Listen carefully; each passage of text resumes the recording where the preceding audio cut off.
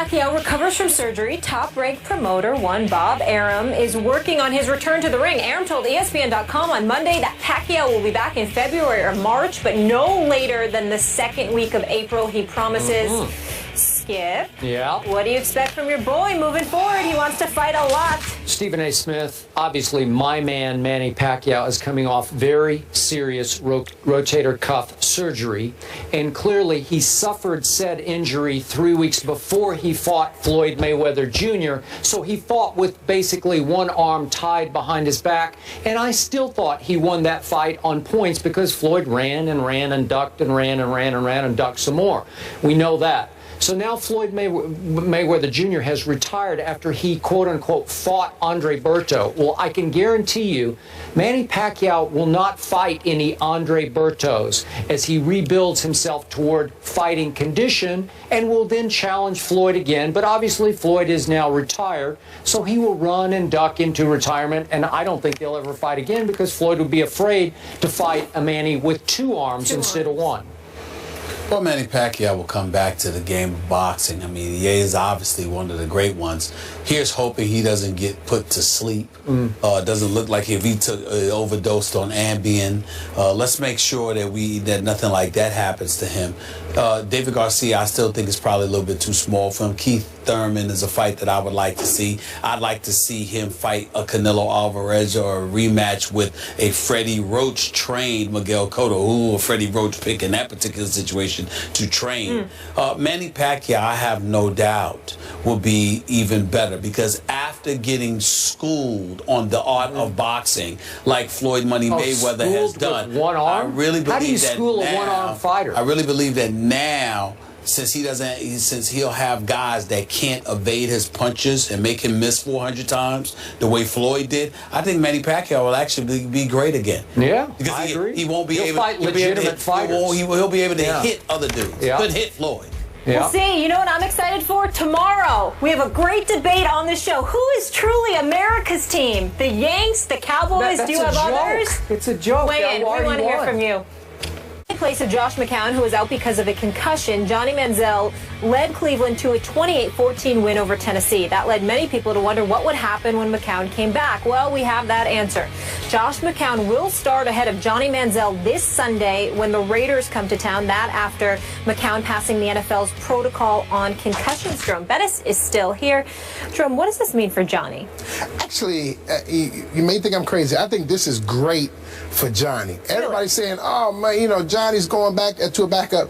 You have to understand part of this could be a test. They want to see how are you going to respond, okay? Because you're this new Johnny Manziel. How are you going to respond going back to the number 2 position after you had a good game? That's part of it, one, okay? Can he be this veteran guy that he's claiming to be now, okay? And not this young, immature football player that he's once been. So now that's part of the process. But the other part is he's still developing as a quarterback. So now what you see that the things that you've given him in the offseason, they're paying off. They're working. So let's continue to develop him, continue to work with him. He doesn't know all of the nuances of the NFL, of the quarterback position. So now you're giving him a chance, and he's watching it, and now he's going to be a lot more invested in what's going on because he had an opportunity to play, and now he's going to make sure he's ready because he understands that he's a play away, and it gives the public an opportunity to now, like Johnny Manziel again. Because right now in Cleveland, no one really likes Johnny Manziel. So now you get this good game out of him. Now the public goes into his favor. And the biggest part of all of this is Johnny Manziel's confidence. Now you get his confidence at a sky high. You take him off the field. You put him back in a learning situation. And now he's going to soak up and want to learn more because he thinks inside, you know what? I'm ready. I know I can do this. That winning is contagious. Because at the end of last season, he said some things about, well, if I can't get better, if I can't do it, I need to find something else to do. That is a sign that there's no confidence there as a football player. So now you're building his confidence, okay? You're building his resume. You're building his fan support. You're doing all these positive things, and he's learning at the same time. And you give yourself an opportunity to bring him off the bench as a spark plug if you need him. So I think this is nothing but a positive situation for Johnny Manziel, as long as he sees it that way and still understands that he has a great opportunity to get better. You buying that? Yeah, I buy it. He has to see it as an opportunity to get better. I think he will, because I think the presence of McCown helps that. If you had a quarterback that wasn't willing to help you, that was experienced enough and wasn't willing to share those experiences with you and help guide you, to elevate you, that would be different. But the fact that you're playing behind a quarterback that's willing to do that for you, I think goes a long way to facilitating Johnny Manziel's growth. And I think as long as he sees that, he's willing to learn, because I think that, you got to remember, this would be far more difficult for him if it was the Johnny Manziel straight out of Texas A&M, who never played in the NFL, who believed he was it and who was this guy. But the fact that he struggled the way that he struggled last year, went through what he went through, plus had the off-season or off-the-field issues that he had, I think that that's humbled him to a point where somebody is gracious from just from a human perspective, as Josh McCown is. I think that helps Johnny Manziel immensely. But Jerome, back to your point about how nobody in Cleveland likes Johnny right now, I think if you left this to a fan vote, Johnny would win the starting job against the Oakland Raiders this Sunday. You disagree with that? No, I believe he possibly would, but you know, that's that one game, we love you, and then you have a bad game, and then you go back to the bottom of the heap. Look, do I think this current regime featuring Mike Pettin and Ray Farmer, do I think that they believe they have a little better chance to beat the Oakland Raiders with Josh McCown than Johnny Manziel? I believe that. I believe they would like Josh to play every game from here on out through the rest of this year, because they think Josh could save their jobs better than Johnny could save their jobs at this point in Johnny's growth. I said this to start the show, and I'm going to stick by it.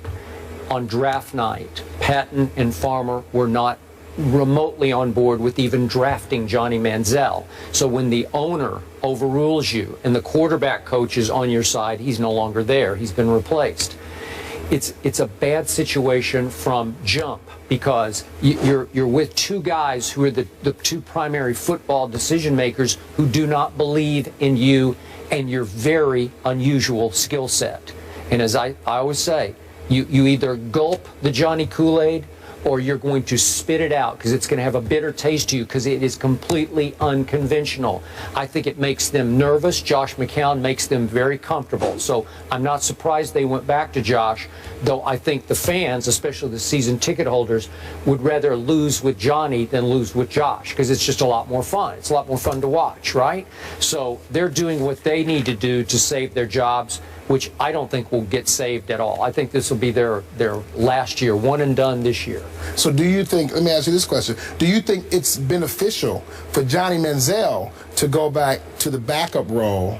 Like I said, earlier, I think it's a benefit, big benefit to him as the backup right now. The only reason I can see some positive there is this is the worst supporting cast offensively in the National Football League. No joke. Yeah. Isaiah Crowell, really? I mean, seriously? He did average more than 4 yards a carry, though. He's okay, but he's not Jerome Bettis, right? Yeah. He's not Emmitt Smith. There's no difference maker. I like Travis Benjamin a lot. He can fly, but he is not a difference-making receiver, and he's the best of the bunch. The rest of them are all undrafted, unnameable type receivers. And your offensive line has a great left tackle, and the rest of them are turnstiles all down the line. So you're going to be running for your life, and God bless Josh McCown, because, well, you saw what he did. He vaults into the end zone, helicopters into the end zone, and got concussed. He's just trying to score, just trying to survive. They're all trying to survive.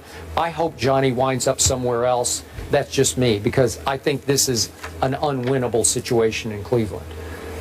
All I know is if Josh struggles on Sunday against the Raiders, we'll be hearing the Johnny chants. Oh, yeah. The backup quarterback quickly becomes the favorite. And you know what? The Raiders are no joke to me. They're going to cause problems for everybody I wanted they play. to mention that. I'm surprised. I'm pleasantly surprised at what I'm seeing from the Raiders. They don't seem as pathetic as after the first game, everybody kind of ripped him. Derek Carr was taken in the draft later than Johnny Manziel. He was. Let's see what he does. Let's see what Amari Cooper does. Yep. And some of those guys on defense, some really great pieces. Yeah. More First Take after the break. Keep it here.